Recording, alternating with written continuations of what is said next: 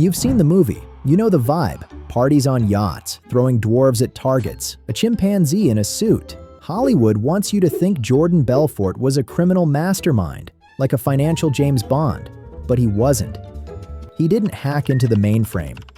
He didn't rob a bank with a laser grid. He didn't even use a computer. He used a beige plastic telephone. And he didn't use complex math. He just used his voice. Today, I'm going to show you how a guy from Queens convinced thousands of strangers to hand over $200 million just by asking nicely.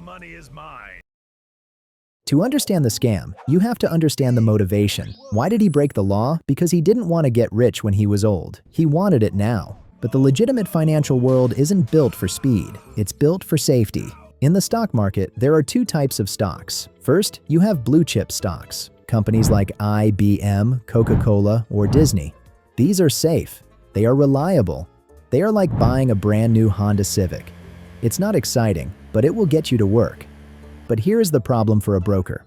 The commission, that's the fee the broker keeps on a blue chip stock, was tiny, usually around 1%. If Jordan sold you $10,000 of Disney stock, he made $100. That's barely enough to pay for his lunch, let alone a yacht. So Jordan looked at the other type of stock, the penny stock. Penny stocks are companies that trade for less than $5, usually because they are terrible companies.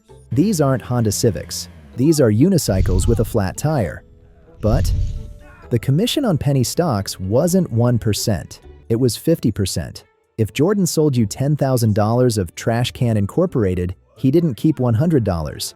He kept $5,000 instantly. There was just one tiny issue. Rich people aren't stupid. If you call a millionaire and try to sell him a flaming unicycle, he's going to hang up. So Jordan realized he needed a new strategy. He needed a script that could bypass the brain's logic center. Jordan targeted normal people, postmen, plumbers, small business owners, people who wanted to get rich but didn't know how the game was played. But he couldn't just cold call Joe and sell him the trash. Joe would say no. So Jordan used a technique called the Kodak pitch. The first call was innocent. Jordan would say, "Hey Joe, I'm a senior vice president at Stratton Oakmont. I'm not trying to sell you anything big. I just think you should buy a few shares of Kodak." Everyone knew Kodak. It was a real company. It was safe. Jordan made almost zero money on this trade, but he wasn't trying to make money. He was buying trust. A few weeks later, Kodak stock goes up a little bit. Joe thinks, "Wow, this broker is a genius. He's on my side." Now, the trap is set. It's ready. The phone rings again. But this time, Jordan isn't calm. He's screaming, "Joe, you have to listen to me. The timing is critical. I found a company, Ventura Entertainment Group." This was a real company he pushed. He told them Ventura was the next big Hollywood production house. He said they were making TV movies that would rival the major studios. He painted a picture of glitz and glamour. But here is the trick. He combined greed with urgency. He'd say, "The stock is moving right now. I can only get you in at this price for the next 60 seconds. Do you want to make money or watch it fly by?" No. This specific combination, greed plus urgency, is a psychological weapon. Greed makes you want the reward. Urgency makes you blind to the risk. When those two mix, your frontal cortex, the part of the brain that does math and logic, shuts down. Joe doesn't check if Ventura Entertainment is actually making money. He doesn't check the earnings. He just hears the clock ticking. He says, "Take my money." Joe buys $5,000 of the penny stock. Jordan instantly pockets $2,500. And Joe? He is now the proud owner of a flaming unicycle. Now making $2,500 is nice, but Jordan wanted $200 million. To do that, he had to industrialize the lie. He hired an army of young, hungry kids and gave them the same script. They called thousands of Joes all at the same time. This created artificial demand.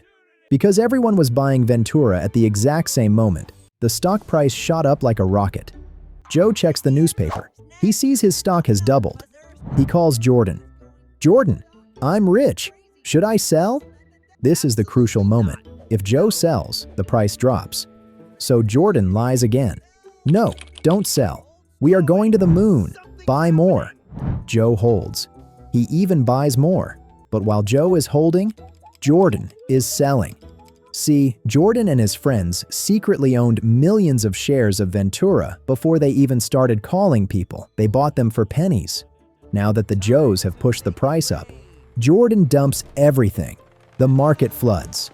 There are millions of sellers and 0 buyers left. The stock goes to 0. Joe calls Jordan. No answer. The line is dead.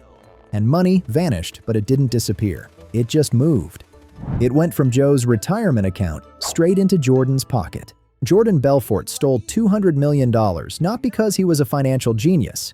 He did it because he understood that if you press the get-rich-quick button in someone's brain, they stop thinking.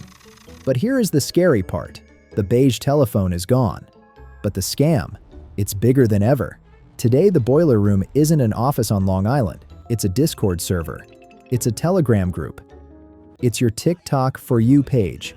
The penny stocks of the 90s have been replaced by sketchy crypto tokens and meme coins. The mechanics are identical. Influencers hype a coin to millions of followers instantly. That's the pump.